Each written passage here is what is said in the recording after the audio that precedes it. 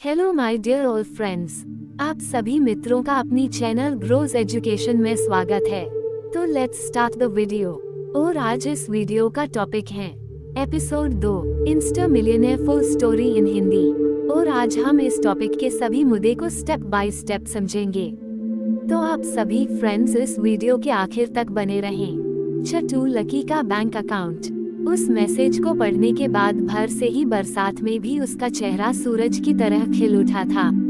Lucky ने इस message को पढ़कर खत्म किया ही था कि उसके फोन पर बारिश की बूंदें जमा होने लगी थी। लकी ने थोड़ी देर की खुशी मनाने के बाद याद किया कि वो सच में गरीब नहीं था। असल में उसके परिवार ने उसे एक परीक्षा में डाल दिया था जिसका नाम था गरीबी अभ्यास परीक्षा। इस परीक्षा के तहत लकी को अग्रवाल खानदान में उसके नाम की जमीन और जायदाद पर तब तक हक नहीं मिलने वाला था जब तक कि वो इस परीक्षा को पास नहीं कर लेता। अचानक से उसे याद आया कि वो गरीब नहीं था बल्कि गरीब होने की परीक्षा दे रहा था। हालांकि परीक्षा देते देते उसे 8 साल हो गए थे, इसलिए उसे ऐसा एहसास हो रहा था कि वो कभी परीक्षा को पास नहीं कर पाएगा और हमेशा हमेशा के लिए गरीब ही रह जाएगा। अच्छा हुआ चली गई, अब मिलना कभी। लकी ने होटल की तीसरी मंजिल के ओर देखा और पानी के अंदर ही अपना पैर पटक दिया। वो डिम्पल को कोस रहा था। उसने अपनी मोटरसाइकिल उठाई और फिर से चमन मेडिकल स्टोर जाने के लिए मुड़ गया। अगले दिन जब लकी की आंख खुली तो वो सीधा उठा और तैयार हो शहर के सबसे बड़े बैंक न्यू सिटी बैंक पहुंचा। न्यू सिटी बैंक न सिर्फ शहर का सबसे बड़ा बैंक था बल्कि वो सबसे अमीर बैंक भी था। वहाँ पर शहर के सबसे अमीर लोगों के ही पैसे जमा किए जाते थे। लकी वहाँ पैसे को निकलवाने के लिए जा रहा था। New city bank south Delhi में था और उसके दरवाजे के बाहर महंगी से महंगी गाड़ियाँ खड़ी थीं। भाई अब इसमें से कौन सी गाड़ी लेगा, लकी ने मन ही मन सोचा। उसे यकीन नहीं हो रहा था कि कल तक वो एक मोटरसाइकिल तक नहीं खरीद पा रहा था और आज वो एक कार, और वो भी इतनी महंगी कार खरीदने की सोच रहा था। फिर उसने अपनी नज़र गाड़ी से हटाई और बैंक के अंदर जाने लगा। उसने देखा कि बाहर बहुत भीड़ थी और महंगे से महंगे कपड़े पहने हुए लोग बैंक के अंदर जा रहे थे। कहाँ दवाओं की बदबू और कहाँ ये खुशबू। उसने एक बहुत ही गहरी सांस के अंदर ज्यादा से ज्यादा खुशबू को समेटने की कोशिश करते हुए अपने मन में सोचा। लेकिन अगले ही पल उसके मन में संकोच पैदा हो गया था। रातों रात लकी की किस्मत तो बदल गई थी, लेकिन रातों रात वो अपने कपड़े नहीं बदल पाया था। इतने बड़े बैंक में वो वही कपड़े पहनकर आ गया था जो वो अक्सर अपने काम पर पहनकर जाता था। पैसे लेते ही सबसे पहले नए कपड़े खरीदने हैं, लकी ने अपने आप से कहा और फिर बैंक के अंदर दाखिल होने लगा। जैसे ही उसने दरवाजे को धक्का दिया उसे आवाज आई, आउच। लकी थोड़ा सा हड़बड़ी में दिखाई दे रहा था और इस जल्दबाजी के चक्कर में वो एक लंबे बाल वाली लड़की से जा टकराया था जो कि उसके बगल में ही चल रही थी। माफ करना, मैं आपको देख नहीं पाया, लकी ने तुरंत उससे हाथ जोड़कर माफी मांगते हुए कहा। उस लड़की ने इतने अच्छे कपड़े पहन रखे थे कि उसे देखकर ही लग रहा था कि वो किसी अमीर घराने की लड़की थी, इसलिए सॉरी बोलते वक्त ना चाहते हुए भी लकी के हाथ उसके सामने जुड़ गए थे। लेकिन जब उस लड़की ने लकी के कपड़े और उसके हुलिये को देखा तो उसने अपनी नाक बोन सिकोड़ ली। वो लगभग हर रोज इस बैंक में आया और जाया करती थी, लेकिन उसने आज तक इस बैंक के अंदर लकी जैसे फटीचा आदमी को घुसते हुए नहीं देखा था। उसके बालों में से आंवले के तेल की गंध आ रही थी। उसने गुस्से भरी नजरों से लकी को देखा और बोली, क्यों नहीं देख पाए? मैं क्या ट्रांसपेरेंट हूँ? तुम्हें इतनी बड़ी लड़की दिखाई नहीं देती? इससे पहले कि बात आगे बढ़ती, उस लड़की ने देखा कि इस बैंक की मैनेजर यास्मीन पटेल उन दोनों की ओर बड़ी चली आ रही थी। उसने भी लकी को देखकर वैसी ही शक्ल बनाई थी जैसी शक्ल उस लंबी लड़की ने बनाई थी। I am so sorry miss, आपको कहीं लगी तो नहीं? यास्मीन ने उस लड़की से पूछा और फिर घिन भरी नजरों से लकी की ओर देखने लगी। लकी तमतमाती आंखों से उन दोनों को देखे जा रहा था। वो जानता था कि उसने इतनी जोर से भी दरवाजा नहीं खोला था कि उसे चोट लग जाए, लेकिन असल में उसे ये नहीं मालूम था कि वो लोग उसे नहीं बल्कि उसके कपड़ों को देख रहे थे। यास्मिन ने लकी को ऊपर से नीचे तक देखा और ना जाने क्यों उसके मन में शक पैदा हो गया। क्या आप मुझे बता सकते हैं कि आप यहाँ पर किस काम से आए हैं? यास्मिन ने बड़ी मुश्किल से अपने चेहरे पर एक मुस्कान लाते हुए कहा। वो उसका हुलिया देखते ही समझ गई थी कि वो यहाँ का कस्टमर नहीं था। लकी ने अपने आप को संभाला और कहा, हाँ मैं वो अपना पैसा निकालने के लिए आया था। पैसा निकालने के लिए आए हो? यास्मिन ने लकी की ही बात को दोहराते हुए कहा। वैसे तो वो लकी की बात पर जोर से हंसना चाहती थी, लेकिन उसने अपने आप को थोड़ा सा काबू में कर लिया था। लकी की बात सुनकर उसे लग रहा था कि वो कोई पागल था जो यहाँ जबरदस्ती घुसा चला आया था। हाँ तो क्या आपके पास कार्ड है? यास्मिन ने उससे आगे पूछा। न्यू सिटी बैंक का कार्ड हासिल करना एक बहुत ही मुश्किल काम था। अगर किसी को भी उस बैंक का कार्ड लेना था तो सबसे पहले उस आदमी को अपने खाते में 5 लाख रुपए पहले से जमा करवा कर रखने पड़ते थे, तब जाकर उसे कहीं कार्ड मिलता था। लेकिन लकी तो पहली ही बार यहाँ आ रहा था, इसलिए उसके पास कार्ड होने की कोई संभावना नहीं थी।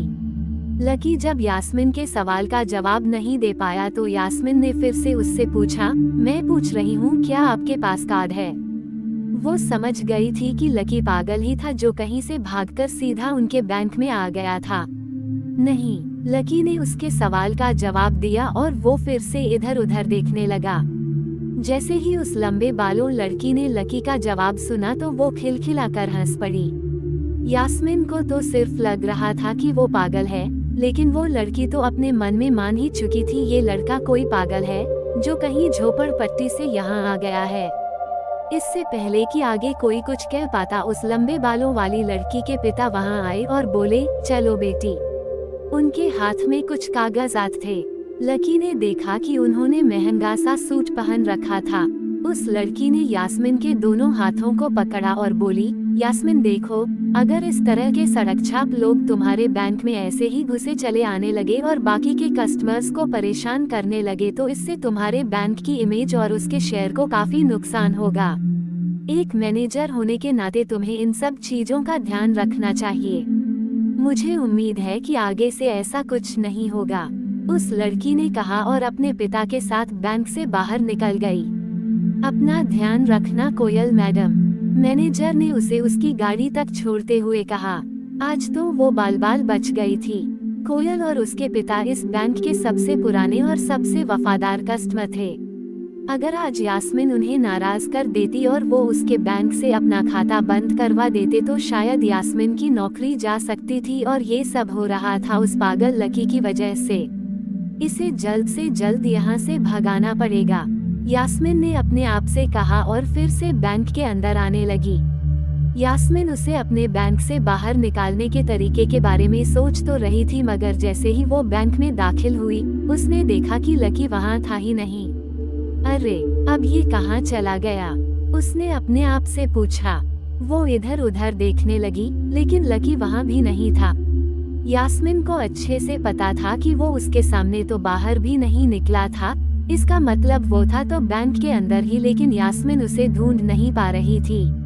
कुछ देर तक बैंक के सारे कोनों को देख लेने के बाद यास्मिन को लगा कि शायद लकी यहाँ बहुत ही असहज महसूस कर रहा होगा, और जब वो कोयल को दरवाजे पर छोड़ने के लिए आई थी तब उसके पीछे पीछे वो भी निकल गया होगा।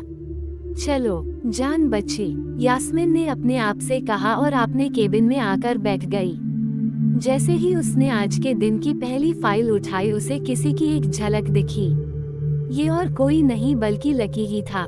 अरे ये कहाँ छुपा हुआ था, यास्मिन ने अपने आप से कहा और तुरंत फाइल को टेबल पर रखकर वो ऑफिस से बाहर आ गई। उसने देखा कि लकी बैंक के वीआईपी लॉन्ज के बाहर खड़ा था और उसके खंभे की आड़ की वजह से वो यास्मिन की नजर से बच गया था। अब यास्मिन को वो मिल तो गया था, लेकिन उसके लिए उससे भी बड़ी एक और मुसीबत खड़ी हो गई थी। लकी जिस कमरे के बाहर अभी खड़ा था उस कमरे के अंदर शहर के सभी रईस लोगों का उठना बैठना था। बैंक के सिलसिले में या किसी और काम के सिलसिले में वो सभी लोग यहीं आकर बात किया करते थे। उस कमरे के अंदर जो लोग बैठे थे उन सबके करोड़ों रुपए इस वक्त बैंक में रखे हुए थे। अब अगर ऐसे में लकी वहां घुस जाता तो वो सब लोग मिलकर यास्मिन की गर्दन पर चढ़ जाते। रुको, जहां हो वहीं खड़े रहो, यास्मीन जोर से और साथ ही गुस्से से चिल्लाई। बाकी के लोग जो वहां खड़े थे वो यास्मीन की ये चीख सुनकर डर गए थे। कुछ लोगों को उसके इतने जोर से आवाज करने की वजह से गुस्सा भी आ गया था और यास्मीन सबसे मुस्कुराते हुए माफी मांगकर आगे बढ़ती जा रही थी। वो लकी को किसी भी तरह से उस कमरे में जाने से रोकना चाहती थी, लेकिन उससे पहले ही वो उस कमरे के अंदर दाखिल हो चुका था। अरे यार, ये आदमी है या गधा, यास्मीन ने अपना ही सिर पीटते हुए कहा और वो भी उस कमरे के दरवाजे की ओर बढ़ने लगी। उसने उस कमरे का दरवाजा खोलने की कोशिश की, लेकिन वो अंदर से लॉक हो गया था। बाप रे, ये कैसा आदमी है, बिना परमिशन के अंदर घुसा तो घुसा, लेकिन दरवाजा भी अंदर से बंद कर लिया। अब यास्मीन की सांस फूलती जा रही थी, उसे बहुत डर लग रहा था। उसका जी ये सोचकर ही घबरा रहा था कि ना जाने अंदर लकी और उस रिलेशन मैनेजर के बीच में क्या हो रहा होगा। इधर जैसे ही लकी कमरे में दाखिल हुआ, वहां का कस्टमर रिलेशन मैनेजर जो कि सोफे पर फैला हुआ था, वो उसे देखते ही अचानक सीधा बैठ गया था। हेलो सर, कैसे हैं आप? उसके मुंह से बिना लकी को देखे यही शब्द निकले। उसे याद था कि इस कमरे में कुछ खास लोग ही आते थे और जो भी आते थे यास्मीन उनके आने की खबर उसे पहले ही दे देती थी, लेकिन इस वक्त जो आदमी उसके सामने खड़ा था, उसे देखते ही वो भी अपनी जगह पर जम गया था। ना तो वो कहीं से भी वीआईपी लग रहा था और ना ही वो उसका कोई रिश्तेदार था। कौन हो भाई, क्या चाहिए तुम्हें? उस मैनेजर ने उस 20 साल के जवान लड़के को देखते हुए कहा। मैं यहाँ अपना पैसा लेने के लिए आया हूँ, लकी ने सीधा मुद्दे की बात को मैनेजर के सामने रखते हुए कहा। तुम्हारे पास हमारा सुप्रीम कार्ड है? मैनेजर ने उसे ऊपर से नीचे तक देखा और पूछा। नहीं, लकी ने कहा। तो फिर हम तुम्हें कोई पैसा नहीं दे सकते, चलो अभी दरवाजा खोलो और बाहर निकलो, मैनेजर ने कहा और सोफे पर से उठ गया। नहीं, मैं अपना पैसा लिए बिना नहीं जाऊंगा, लकी भी जिद पर अड़ गया। अरे बोला ना, बिना कार्ड वाले को पैसा नहीं मिलता है, और वैसे भी पैसा होगा तभी तो निकलेगा, मैनेजर ने उसके करीब आते हुए कहा। पैसा है तभी तो निकालने आया हूँ, लकी ने कहा। देख, फालतू की बहस मत कर सुबह सुबह और चुपचाप निकल जा, वरना मैं सिक्योरिटी को बुला लूंगा तो वो लोग मार मार कर बाहर निकालेंगे। लकी ये सुनकर घबरा गया था। मैनेजर के चेहरे का गुस्सा उसे साफ नजर आ रहा था, लेकिन ऐसा भी नहीं था कि वो झूठ बोल रहा हो। भले ही उसके पास कार्ड नहीं था, लेकिन इसका मतलब ये नहीं था कि वो अग्रवाल खानदान का लड़का नहीं था। जैसे जैसे मैनेजर उसकी ओर बढ़ता जा रहा था, लकी का डर भी बढ़ता जा रहा था। मैनेजर को लग रहा था कि वो कोई संकी था और वो उसे धक्के मारकर बाहर निकालने के लिए आगे बढ़ ही रहा था कि अचानक घबराए हुए लकी के दिमाग में क्या आइडिया आया। फिंगरप्रिंट। उसने अपना अंगूठा उस मैनेजर के सामने उठाते हुए कहा। फिंगरप्रिंट? मैनेजर ने चौंकते हुए पूछा। आपने कहा ना आपको कार्ड चाहिए, पर मेरे पास कार्ड नहीं है, फिंगरप्रिंट है, और मुझे मालूम है कि आपके यहाँ फिंगरप्रिंट से भी पैसा निकल जाता। ये कहते ही लकी ने एक राहत की सांस ली थी, लेकिन मैनेजर को ये समझ में नहीं आ रहा था कि आखिर लकी को फिंगरप्रिंट की जानकारी कैसे थी। तुम फिंगरप्रिंट यूज करना चाहते हो?